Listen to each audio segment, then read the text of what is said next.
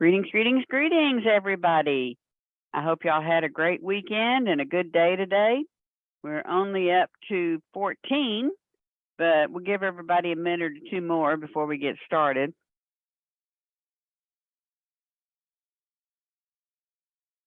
Anybody got any questions that I can answer for you?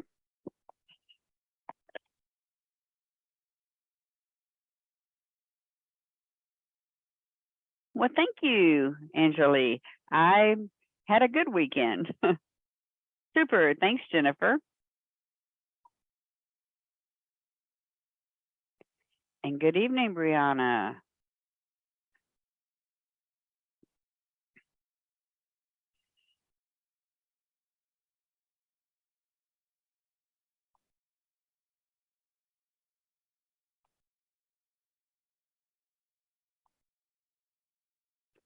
We are up to 22, so if we can gather up a couple more, I'll give everybody another minute or two, and then we'll get started.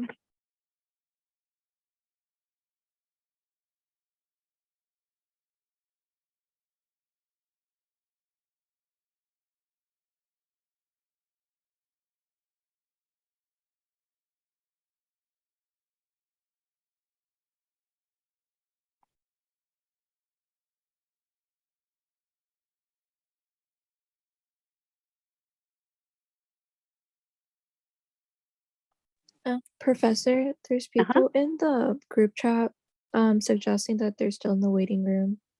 Oh, there are? It's not, I guess I was too far down on my page to see it. Thank you for letting me know. Yeah, of course. I can get my computer back up to that spot. Come on, here we go. Okay, super.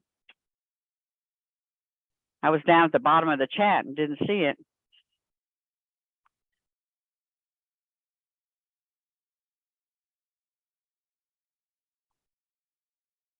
Okay, well, we're missing, I don't know, about 7 now.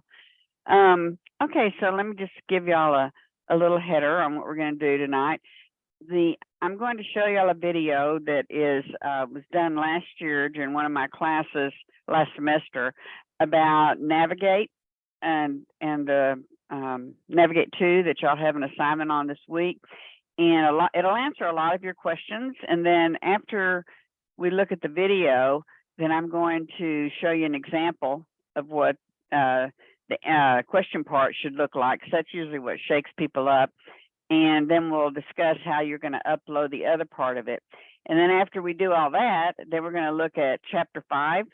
And we only meet this time for half the class, because when I only meet 1 week or 1 day in my morning class, then y'all just have to meet for an hour and 45 minutes or something like that in the evening class, unless we have a little more latitude with your group, because the time is set aside and you don't have to be at another class. But typically I shoot to keep it pretty even, although I will stay and have the room open if y'all need to work with your groups or anything like that. Remember that we don't have a class. This is a hybrid course, so we don't have class again until the 28th of February. So the next 2 weeks you have to work on your group project and get that squared away. So everybody is available during this time slot. So everyone should be available to meet as a group on whatever platform that y'all use that. So that gives you that little extra time to do that, as well as getting some of your assignments done, getting the group project underway. And the next couple of chapters aren't too bad as far as being, difficult to understand. So, but I'm always available to you. Just because we're not in class doesn't mean you can't text me, call me, email me, send a homing pigeon, whatever it happens to be, to get my attention. Okay, well, we're at 7:05 and we're been sitting at this same 23 participants. So I'm going to give me 1 second to go out here and get this one that I'm going to show y'all. Some reason it disappeared off my screen, of course. Okay, give me a second to pull it back up. Technology and I, not doing well today. Let's see. Maybe most days, but particularly today.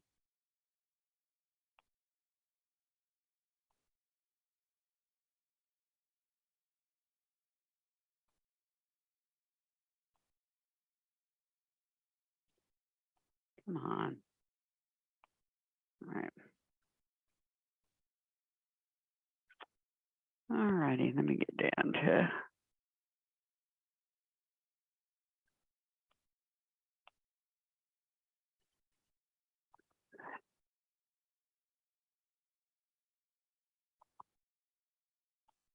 Oh, why aren't you opening?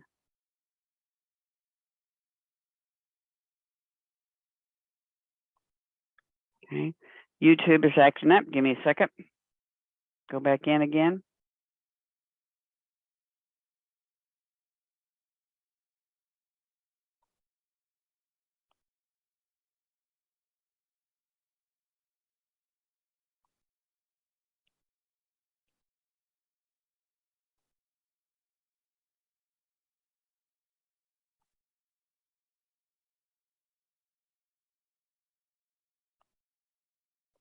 Okay. All righty, let me share the screen with y'all.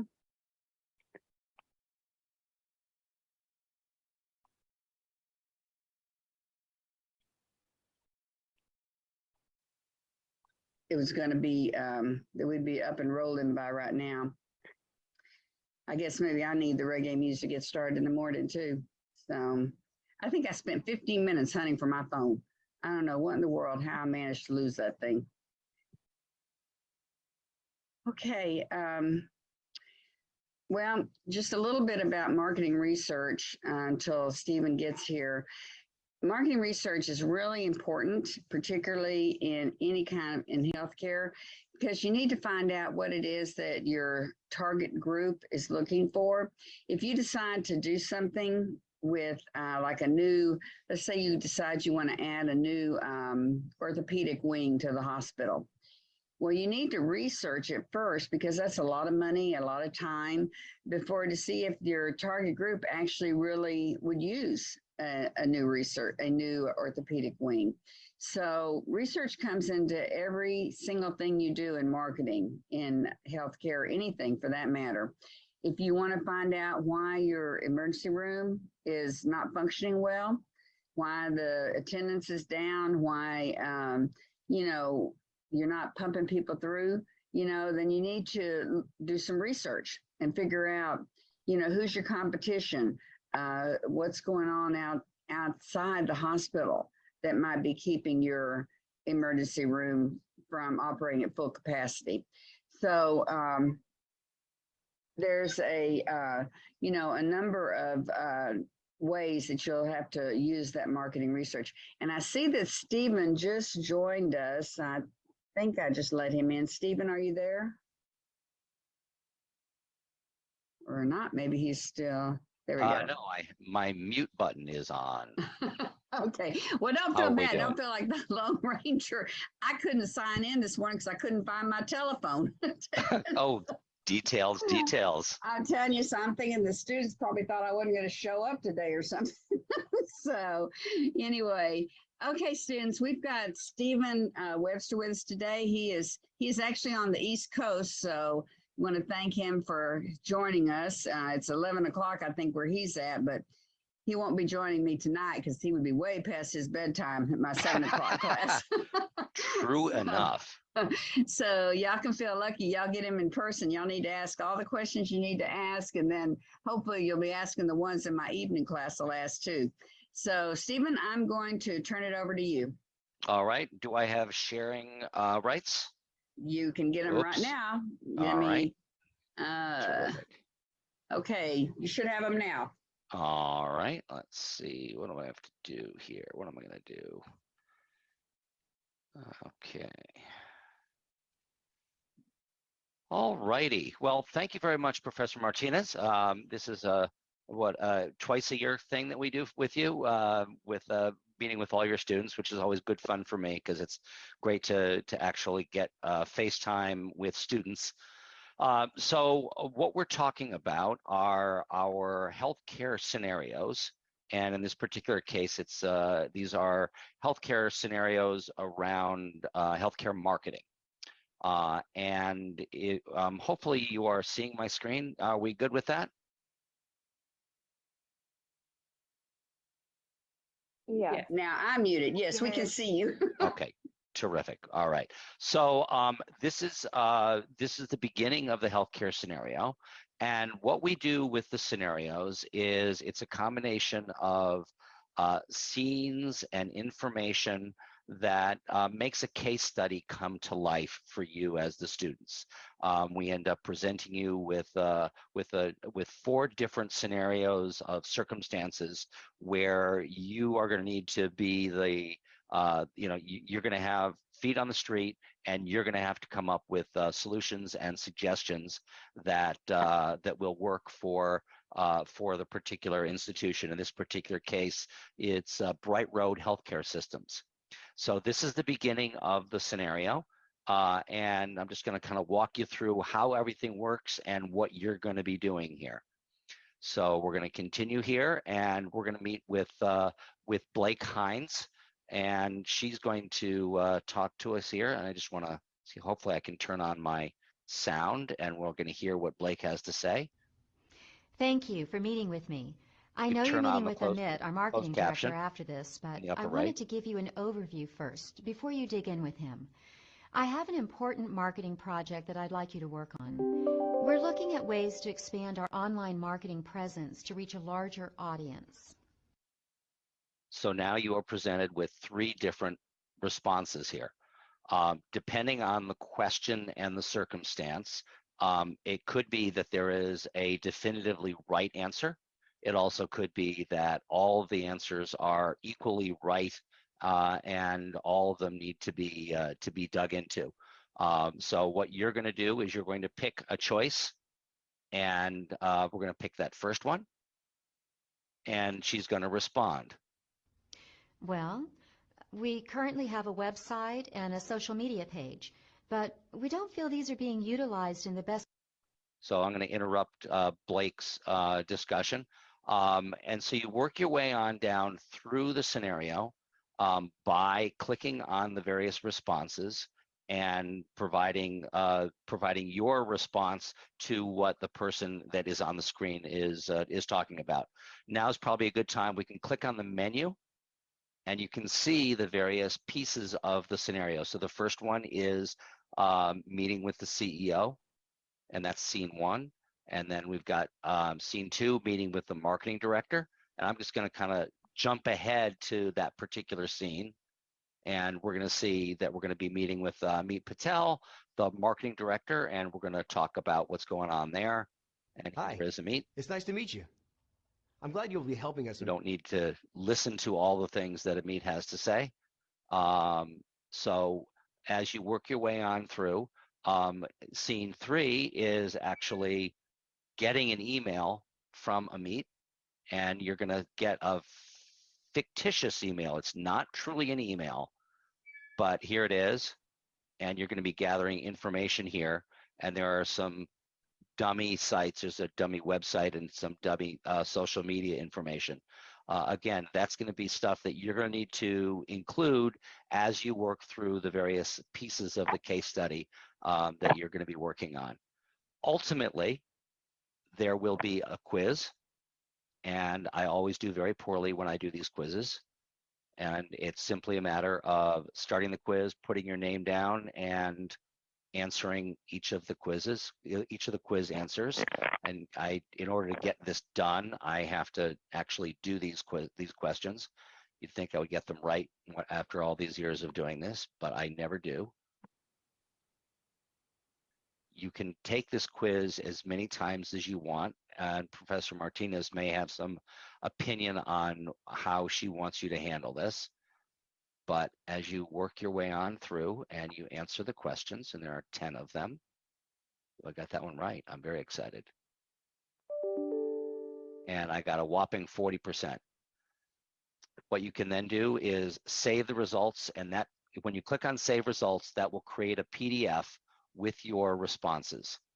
And then depending on what Professor Martinez wants you to do, you may be submitting that over to her. Professor Martinez, you want to ring in there? I can't remember what you want them to do.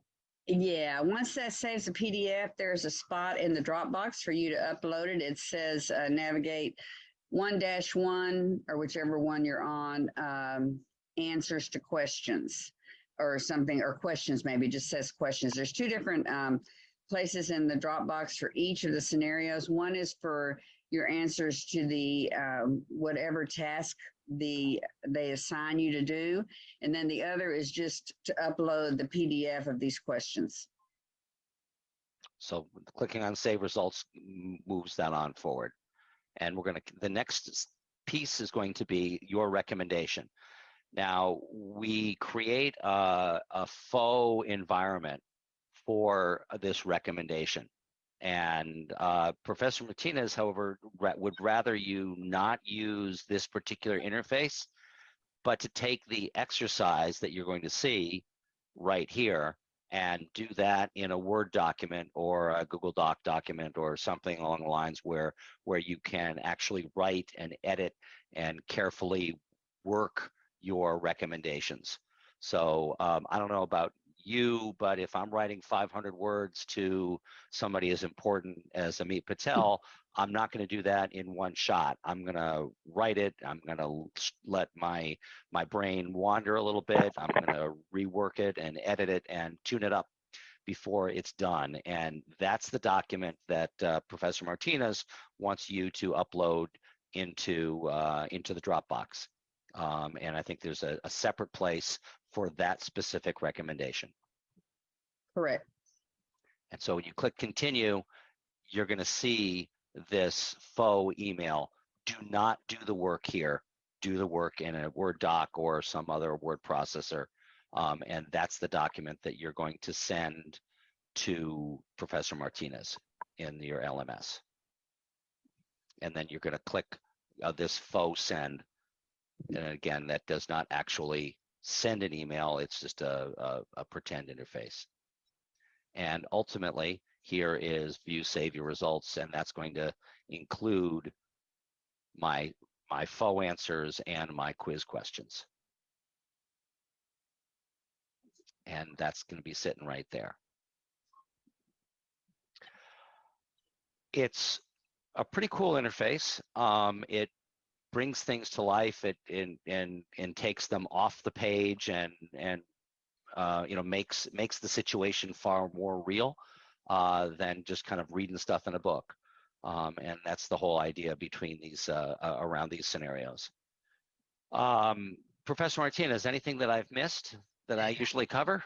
Yeah, can you tell them about how they can read it if they, the transcripts available yes. where they can, and about how they can save it if they can't watch the whole thing at one time? Yes, an excellent point. Okay, so here within the environment, you can go to menu, and you can see the transcript.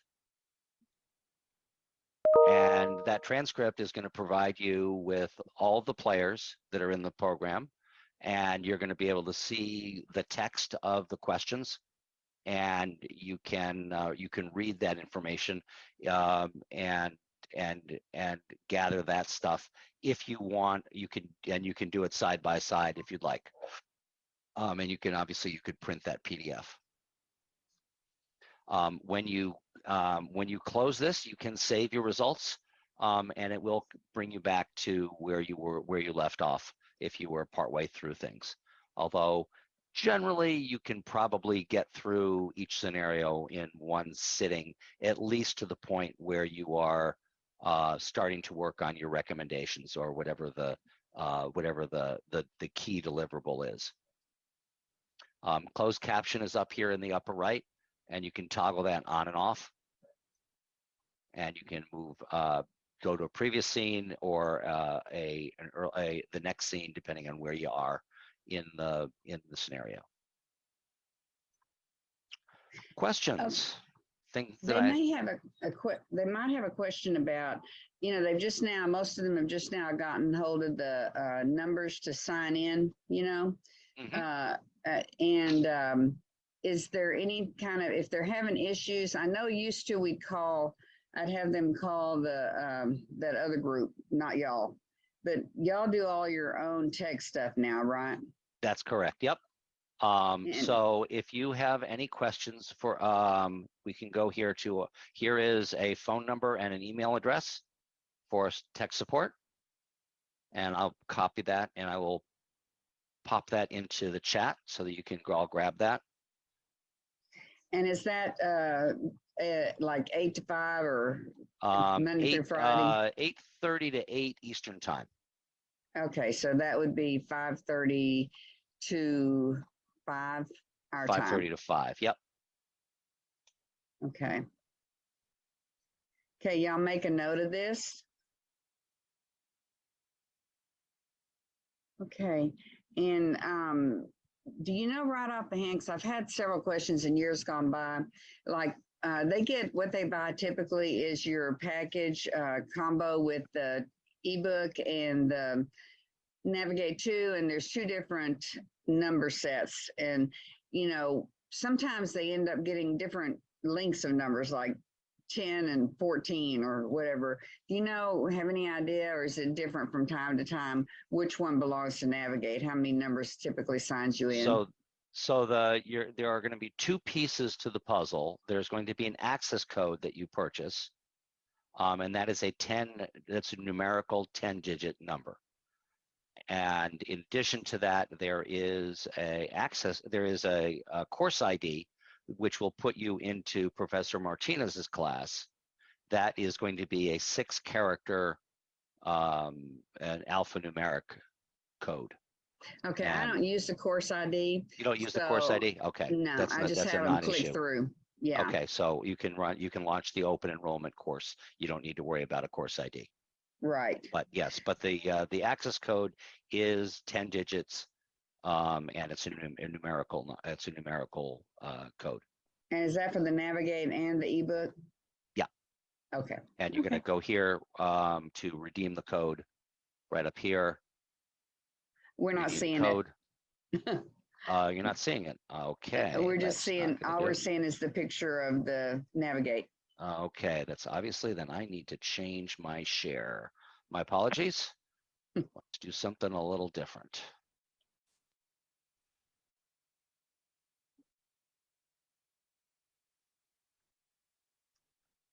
So you'll go here to the JBL My Account page,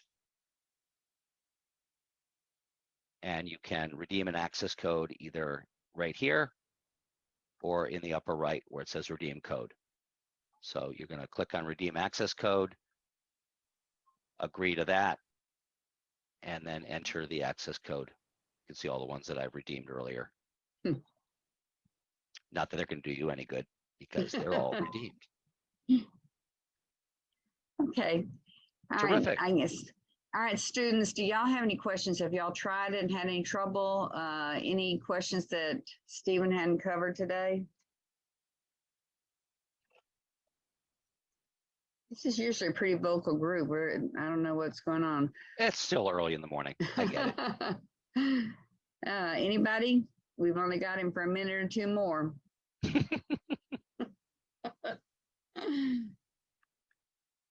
Let me see. I could start calling names, I guess, and see if y'all are awake. I think they'll. I think this bunch is not going to be shy. If they actually have questions, Can you they'll ask them. excuse me? Oh. Can you buy the code by itself, or you gotta buy the book as well to get the access code for Navigate 2? So you can buy either the book, and we have a couple of different packages. Let me go over here and show you what those are. And Professor Martinez may have, and I'm not sure what book is it that we're talking about? It's that one, the green one. Essentials of Healthcare Marketing? Recent edition, yeah, the most recent edition. Okay. I don't remember if that's the most recent one.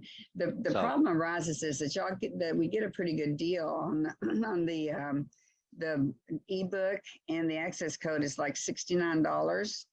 And when you buy just the just the book, I think it's $49. So if I'm correct about that. So for $20 more, you get the book. Am I right about that? That is correct. Okay. So if you want to buy the book, want a book, as in you want something to curl up with on the couch, you can certainly buy that. And when you do that, you get access to the digital book as well. That's more costly. That's $114.95. That gets you the book and the scenarios. And you can also buy just the book and the scenarios digitally at $69.95, and that's the best price that we've got offered. And then the best price are going to be available here on the JBL website. You can buy things through the bookstore. I can't speak to whatever markup they may be doing or not doing. That's kind of their business. We're not allowed to get in the middle of that. It's the same price. Oh, good. Yeah, Good it's good for them. maybe even a little bit less. But it's basically right in that same range. Oh, good. Let's just say there are some bookstores that mark things up significantly more than we do. Right. And we right. have no control over that. And the bookstore does have them. I called yesterday and there was some issue some students were having because there was nothing on the shelf, but it was just a shelf. It was a logistical issue, not a lack of book issue. So I will post here into chat the ISBNs. Whoops, if I can type out, I will at least. There's the ebook in the scenario and the paperback.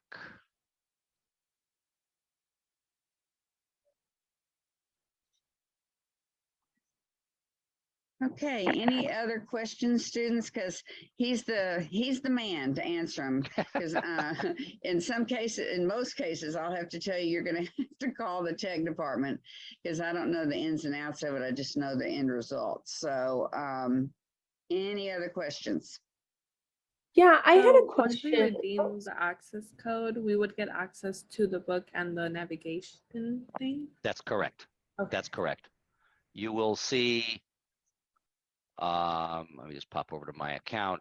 My account is going to be far more cluttered than yours will be, because I have all these other courses that I'm demoing. So there will be a listing for that particular title right here on your My Account page. Okay, thank you. Surely. And I had a question Anybody as else? well. Anybody had any issues? Everybody doing okay? Yeah, I have This a question. book is not in that like digital day one access, right? You have to go to the bookstore to buy this. That's correct. I did not put it into because of the scenarios could not be put in there. I didn't want to confuse the issue, so I did not put it in there. Perfect.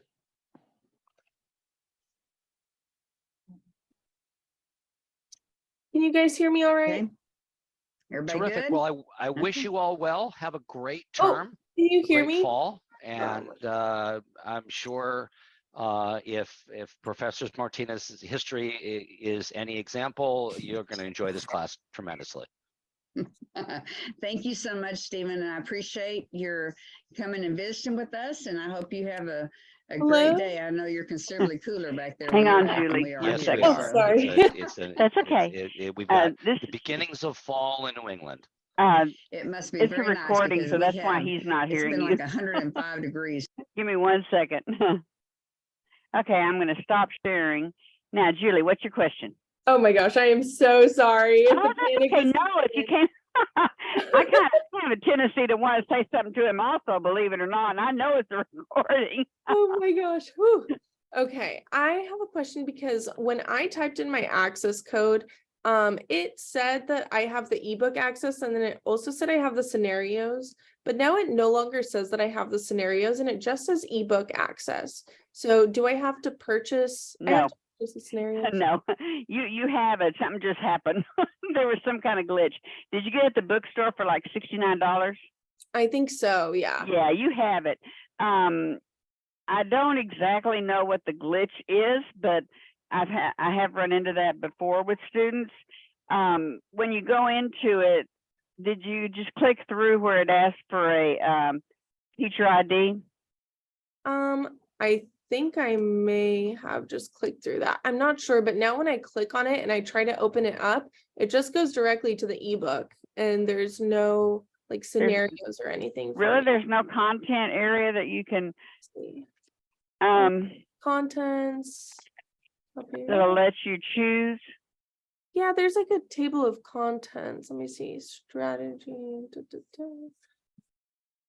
It should be a separate, I think that it is a separate site, you know, like when you go into it, you'll have like one of the strands will take you to the book and the other strand will take you to navigate to. So if you're in the book, you probably need to back up, like go back a section. What happens if you back out of the book? It just says the ebook access for me. So I think it may just be, I have to make sure that what I purchased is correct. And if not, go back. Well, if you got it from the bookstore and it was $69, you got the right thing. Okay, sounds That's good. that's the only option. So there just may be some sort of there may be an issue with your number. But let me make myself a note. Hang on. And I'm going to get you, because obviously we couldn't see the guy's telephone number because for some reason the chats don't show up in the recordings. So I'm going to send a message tomorrow to see who I can get to help you out with that. If we run into an issue, I'll extend the due date on it for you. Because you know, and you did buy it in good faith, and there could just be some sort of glitch, you know, going on. So, Julie, send me an email, Julie, reminding me, and put your phone number in there if you don't mind in the email. Sounds good. I'll also do some more exploring tonight, make sure that what I got was correct and see if I can. Yeah, I'm sure you got the right thing, because the only options the bookstore has are what you got and the hard copy. There's not like an option where you can buy just the ebook. Okay, perfect. Thank you so much. So you have it. You have the right thing. We just have to figure out why the right thing is not working. Great, So, thanks. but we'll figure it out. I will contact them first thing in the morning. Like I said, be sure and send me an email so you know I don't have some kind of a brain hiccup and I don't get it done in the morning. And you know, we'll get to the bottom of it.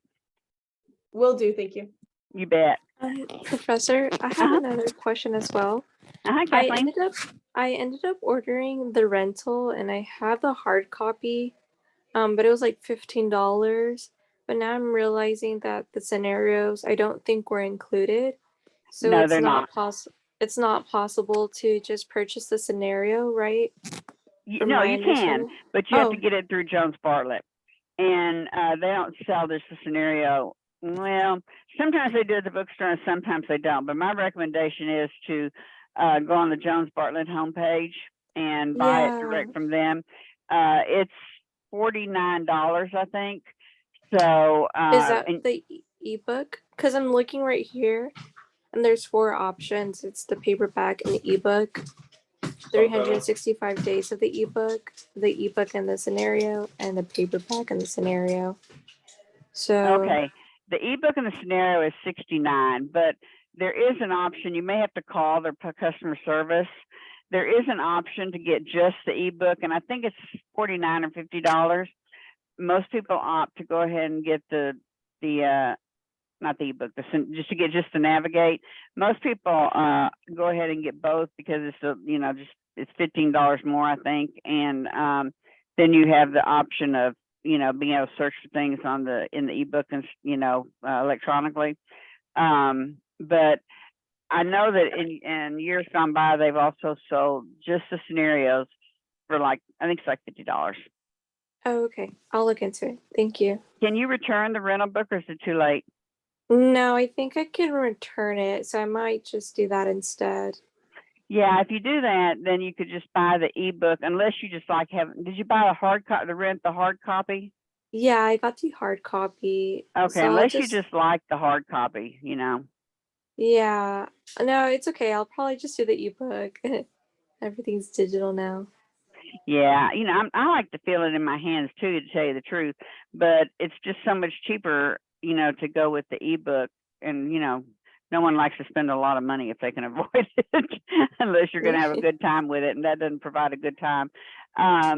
So I would say if you're going to do that, then you could stop by the bookstore and get it immediately, the ebook with the scenarios, or you could also do it. One of my students this morning did it through, he bought the scenarios and the ebook through Jones Bartlett, and he said it was pretty seamless. You know, that he paid for it, and you know the page that on the video they just showed where it showed the list of things that you can redeem on. Well, it went straight to that when he bought it through them. Perfect. Okay, thank you. I appreciate it. Okay. All right. Anybody else?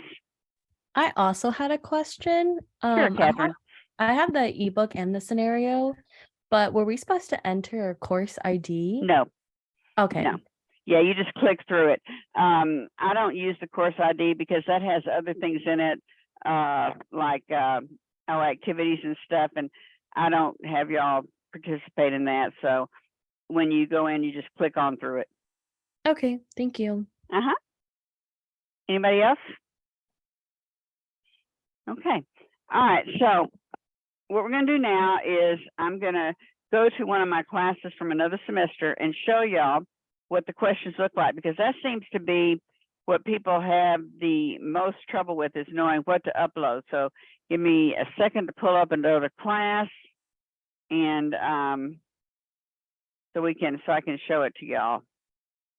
Not having a lot of luck here. All right.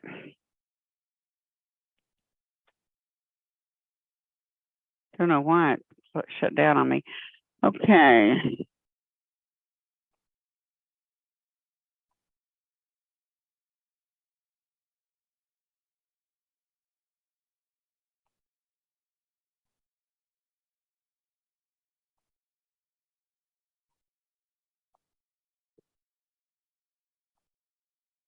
Okay, share the screen.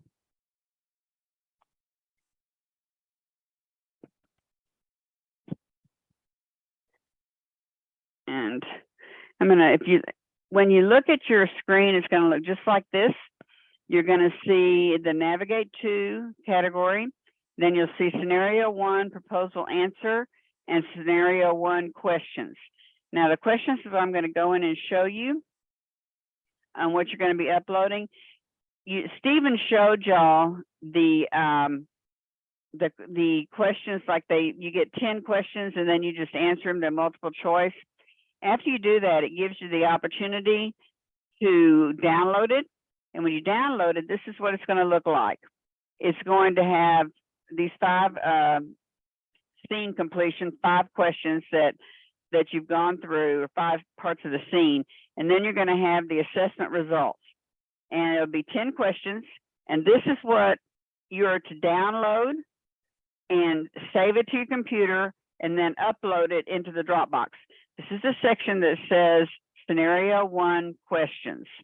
Now, you can take it as many times as you want to, but I don't take your grade down if you don't make 100.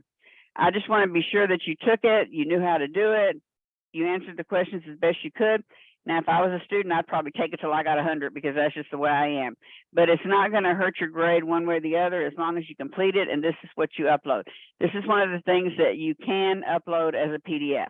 I have a lot, I know I rant and rave about not uploading things as a PDF that I have to grade, like papers and things like that need to be as a Word doc, but this can definitely come up as a PDF. Now, the other thing that you'll be submitting is the other part of the assignment.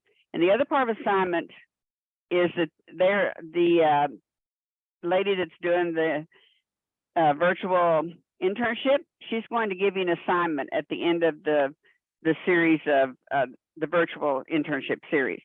And she's going to tell you what she wants you to do. She's going to give you a task for you to write her an email, and you're not going to do an email, you're going to do it on a Word doc. So that you're going to go back over here, and it's going to go up under proposal answer.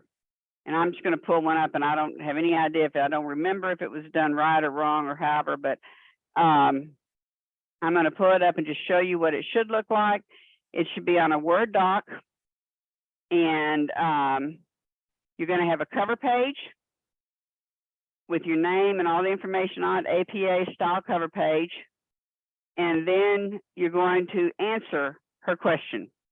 And you're going to do it in the form of like this, APA double space indented. And the answer to the questions is going to require you to think outside the box. I'm going to get out of here. And because like it's not going to be like an answer that's just in there, but it's, you know, after you watch the scenarios, it's going to be something though that it's pretty obvious, some of the things. And let me give you an example. Let's say that I don't remember which one this one is, but let's say that the emergency room attendance is down. People are not coming to your emergency room. So it's kind of run down. It hasn't been upgraded in a while. So she's going to ask you, what can we do to improve our people coming to the emergency room? That, you know, that could be one of the questions. Well, the first obvious thing is that you need to update, you know, and then they talk about some stuff that would help make it a more pleasant experience for the people that are there. Because, you know, in emergency rooms, you might have to wait 3 or 4 hours if there's an accident on the highway or something. And because it's not like it's a first come, first served basis emergency room. It's whoever needs it the most. I have been in stayed at emergency rooms at Scott and White and Temple for hours and hours and hours because there's been like a major wreck on Highway 35 or something. So how can you make that experience more pleasant? And then, you know, they might talk about privacy issues. Listen very carefully to the scenario as she tells you as you're going through it, because that's all hints on what you're going to need to do in order to answer the task at the end. Okay? Questions? Are we good? Nobody saying anything? Okay, I see. Yay, all right. Now, again, this is a stress-free environment. I do not want anybody stressing about an assignment because they don't understand it. You know, I can't help it if you stress about it because you don't want to do it, or you have 5,000 other assignments that have been assigned to do at the same time. But I can make sure that you understand how to do it. So, and if if you're embarrassed or don't want to ask for clarification, you know, you can stay after the class, or you can send me an email, or you can text me, you can call me. If I don't answer right away, I will call you back. Sometimes it might be a little while because my phone kind of acting crazy. I need to go get a new one, but I will always answer emails. Yeah, Leslie, your hand's up. Yeah, just to clarify. So I'm looking at the navigate to scenario axis. Are we supposed to do all of the 4 episodes or just one? Okay. The one that's in the assignment, and I don't remember which one it is. Staying relevant, maybe. I can't remember, Yeah. but if you look in your syllabus, it tells you which one. Okay, thank you so much. Yeah, you'll have the other ones assigned throughout the semester. Other people? And it's better to wait after you get the first one graded, so you see if if you're on the right track. Then it becomes much easier.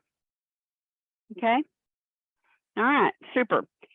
All right. So what we're going to do now, and I hope it's still up here, is we're going to talk about chapter 5 and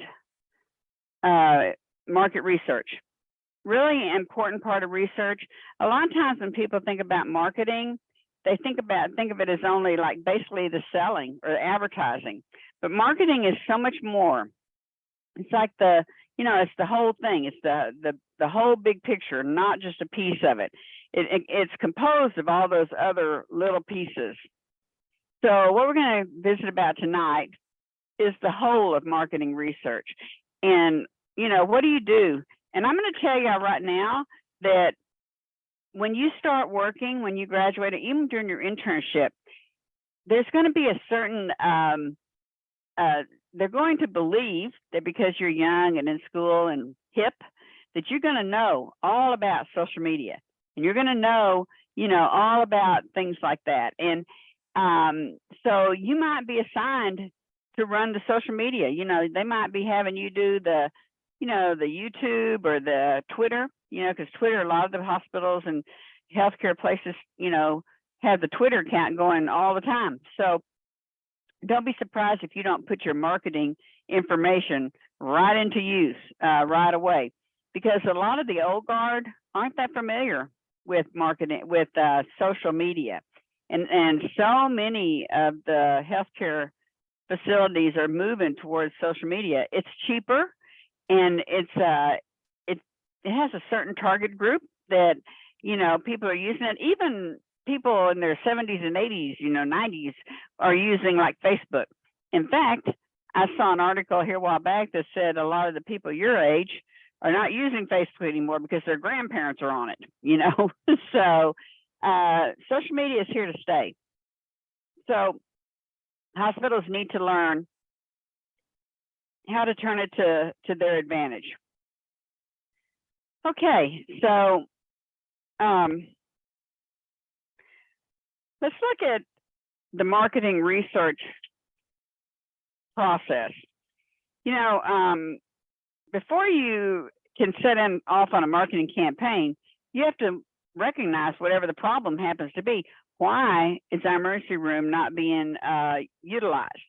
What is the issue? Is it competition? Is it lousy help working behind the front desk?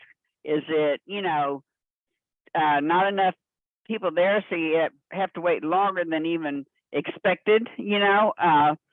Maybe you're the only one in the emergency room and you sit there for 2 hours. That's unacceptable. So how do we find out what's going on? So we have to recognize the problem. And when you go to look for the problem, you need to involve everybody, management and clinical personnel, in order to get an accurate assessment of what's going on. Because management may be saying, there are too many people working there. Because as management, you might walk down there and see several doctors playing solitaire on the computers, or the girl that sits behind the front desk, or the guy that sits behind the front desk, polishing their nails, or whatever it happens to be. So you immediately decide to cut. Well, maybe that's not the smart thing to do, because maybe it was a Wednesday night, but on Saturday night, it may be a whole different story. So we need to see what the problem is, and you need to get input from both directions. And then after you've, decided, what the problem is, then you decide how you're going to create objectives. And some of the objectives you might be exploratory, and that's when the organization needs to determine the cause of the problem. Just because you have a problem, if you just, let's say that it looks like there's not enough people working, and so you just add more people, that may not fix the problem. That may just be a Band-Aid. And what you need to do is fix the problem. Is it poor training where one person could do more, but since they're not, you added another person, instead of looking to see what the real problem is? So you need to determine the cause of it. And then, you need to describe it. Are there something that's happened? Is there a new hospital? Is there a new AM/PM clinic? What's going on in the area that might also be causing the problem? Has the market changed? Was the hospital originally in a, like a low-income housing area, let's say? And then all of a sudden, all those houses got torn down and they turned into an industrial park. Well, that would have a severe, cause. That could be a severe thing that would happen to a place of business when all the people who used to go there move out, So that's another objective you could look at. And then you can test your hypothesis, look around, send out a survey, see what it is, see if what you're thinking is true. Then you can predict. The problem with the thing that you really want to do with all marketing research process is the ultimate goal is to be able to predict what services do you need? What do you need to do to the building? What does your target group expect and want from you and need from you? So all of this leads to the ultimate results of predicting. If you predict badly, or you miss the point completely, it could cost you thousands and thousands and millions of dollars. For instance, the book talks about where this guy in the hospital, a well-known orthopedic surgeon wanted to open up a new orthopedic clinic in the hospital. Well, there was already less than 2 miles away another hospital that had a world famous orthopedic clinic. And but this guy was pretty arrogant, this doctor, and he thought, well, if they'll come because it's him. Well, what happened was the hospital spent millions of dollars on equipment and building a new wing and, you know, everything. And then they had to close it down because the people that were going to the established orthopedic clinic, they didn't want to leave. Why should they leave when they had all they wanted there? So sometimes the prediction might be devastating, the effect of it, if you do it badly, or if you get bullied into doing something because someone that is wields a higher power demands it. Okay, so again, we've talked about problem recognition. You're going to define the problem and then get all the stakeholders involved. And when you're talking about all the stakeholders being involved, you know, that could, like, it's the doctors, the nurses, the clerical people, you know, anybody that had the people who come to the hospital, anybody that has any kind of a hold on how and what happens with the situation needs to be involved. It can't just be the people at the top. It has to be everybody. All right, then again, we already talked about the identification of the research objectives and the research design. That's when you're going to plan for the entire study. You're going to see what data that you need and how are you going to collect it, and then how are you going to analyze it, and once it's analyzed, how or who is going to interpret the results. And one of the first things you need to think about is, are you going to use primary or secondary data? Now, if y'all reach way back into your memory when y'all were like freshmen or sophomores and you took statistics, you should have been, one of the topics discussed should have been primary or secondary data.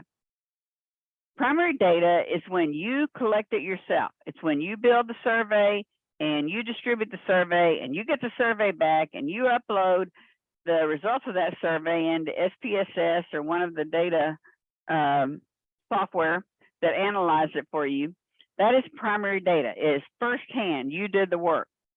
But if you don't have the time or you don't have the resources to collect it yourself, then you can reach over to secondary data. This is data that's been collected by somebody else. It could have been data that was collected even in your own institution for another purpose. And maybe you could take that data and use it, analyze it for your purposes.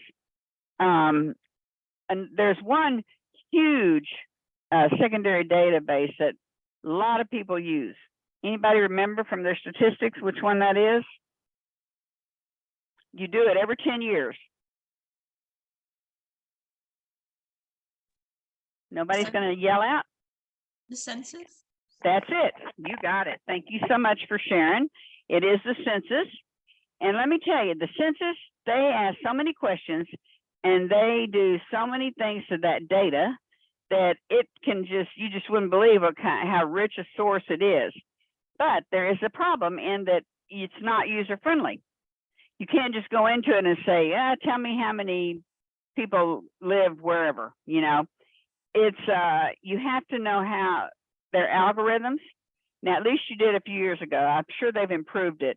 I was sent to Washington, D.C. when I was running a grant in Houston to learn how to analyze the census data. It's very lengthy and it's a lot of baby type programming involved. Now, I understand it's gotten better, but it still requires a lot of time and effort to figure out how to do it. But it's a great source of information. There are companies that's what they do. You call them, they're like consultants, and you tell them, I need data that reflects whatever it is you're looking for. And they will go into the census data, which is free, mind you, and they will pull that data out and they will either give you the numbers for you to analyze, or they will do it for you. Of course, that's another level of payment to them. But that is all secondary data. It's data somebody else collected. So again, primary data, firsthand, it's very current because you just got it. So it's one of the most current. Secondary data will not be as current because they have already gotten it. They've had time to put it together. You know, it could be, you know, a year or more old, or it could be 10 years old. If you caught it right as the 10-year mark was hitting before the census is taken again, then your data could be older. The other thing that you have to look at is quantitative versus qualitative. Now, when I went to Texas A&M, we had very little qualitative data. So I was basically raised on quantitative data. Anybody remember the difference? Who can tell me what quantitative data is? Anybody? I can't see y'all, so I can't stare you down. Anybody? Okay. Quantitative data can be mathematically calculated. You can do surveys that are, say, like between 1 and 5. Tell what, how satisfied are you with the Jack in the Box drive-through window? Please answer between 1 and 5. Well, it'd get a big old 1 from me most of the time. But you know, if you have like a 5 or a 3, all of that, you know, can be calculated.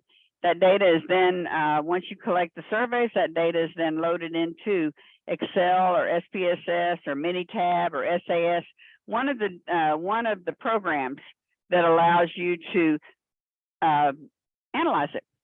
For instance, the one I'm most familiar with is SPSS, Statistical Package for Social Sciences. That one, you just put the data in. It looks just like an Excel worksheet. In fact, you can even import it from an Excel worksheet. And then you can get the mean, the median, the mode. You can run t-tests. You can run ANOVAs, MANOVAs. You can do all these different kinds of calculations on this data. Very simply, point and click. So, you know, that is, you can quantitatively analyze it. Qualitative data is not quantified as easily. Qualitative data is when you interview people, focus groups, it's one-on-one interviews. It's anything that you ask questions and they answer your questions. It's not just a multiple choice or true false. So people say that qualitative data is much richer because the person who's doing the interviewing, if they want more information after they ask a question, they just ask for it. Now, the problem that you run into with qualitative is that you have researcher bias, which is when you're talking to somebody, if they're not saying quite what you want to, you can actually ask leading questions, which is not good. It makes it basically nullifies your research because it's not unbiased. It is, you know, working towards an end. So it's really kind of difficult to be a researcher because we all want it to turn out the way we want it to turn out. So it's kind of difficult to hold your emotions in check. Have to be very well trained. Also, it's much more expensive because you have to send people out on a one-on-one or one-on-a-few, like a focus group. Much more expensive than sending out surveys. Now, there is a way to use software with qualitative data. It's the one that I know how to use is called In Vivo. And what you do is, if you interview, I don't know, let's say 5 people, you have to have a lot. You can have a lot less sample size with qualitative. So let's say you interview 5 people, you ask them all the same questions. Then you load those interviews all into one document and load them into In Vivo. What In Vivo does is it looks through all those interviews and it finds common threads. You know, like maybe one person, because the program that the grant I was running was having minority teachers, ESL teachers. We paid for them to have a master's degree in administration for the schools. And then, and the theory behind it was, because it was a education grant from government, the theory was that if we put more people in positions of power, that look and speak and have culture similar to the people in the community, then the children's parents and the other people in the community would be more likely to come in and speak to them. There wouldn't be that stigma of feeling the difference. And it worked quite well. We had 39 people in our cohort, and every one of them got a job as a manager, or as a not manager, as an administrator.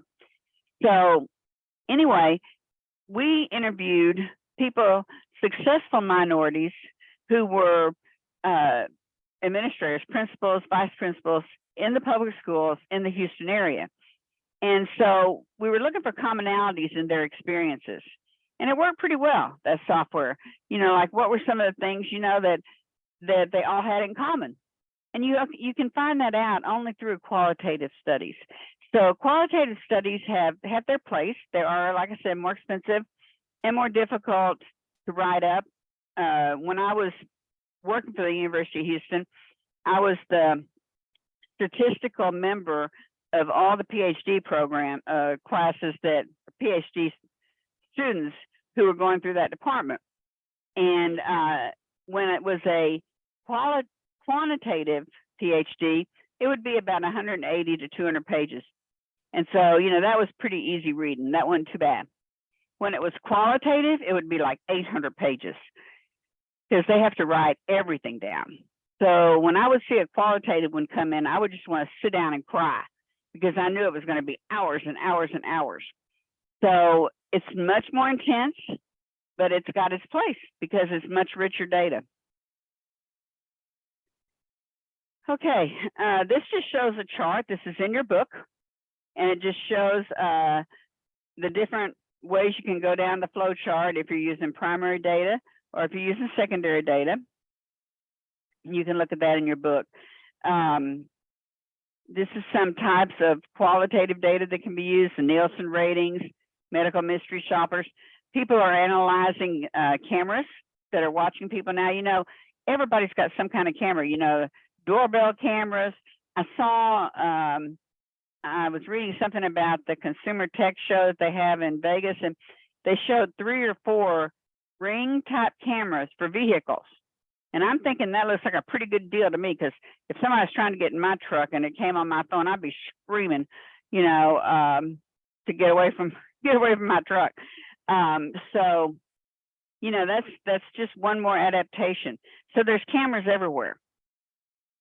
Then there's focus groups, interviews, and then people are also examining social media. You know, like they're looking at these blogs, and they're looking at, they'll send a question out there and see what the answers are, like on Twitter or some of the other ones. There's so many types of social media, and they come in so many varieties. You know, there's blogs all over the place. And, you know, Shark Tank had that neighborhood watch thing. It's not neighborhood watch, something neighborhood, that everybody just about, in every neighborhood just about. And Shark Tank, I can't remember, I think they did fund it. But that's like a blog of sorts, because you know what, you find out what's going on in your neighborhood. So the internet is just littered with all kinds of really rich information that you can mine. Okay, this is just defining a sample. I'm not going to go into detail on this. It's not too much more in the chapter, and you should have learned a lot of this in your statistics classes, but I'm going to stop there and see if y'all have, I think I am anyway, let me see, yeah. See if y'all have any questions. Do I have any questions so far? No? No questions. Thank you. I love it when I get an answer, because, you know, I'm thinking, I wish somebody would just answer me. That's what I miss about face-to-face, because, you know, when you're face-to-face, you can stare y'all down, like, don't you want to talk to me? So, you know, it's, and I know it's more difficult in this environment, but anyway,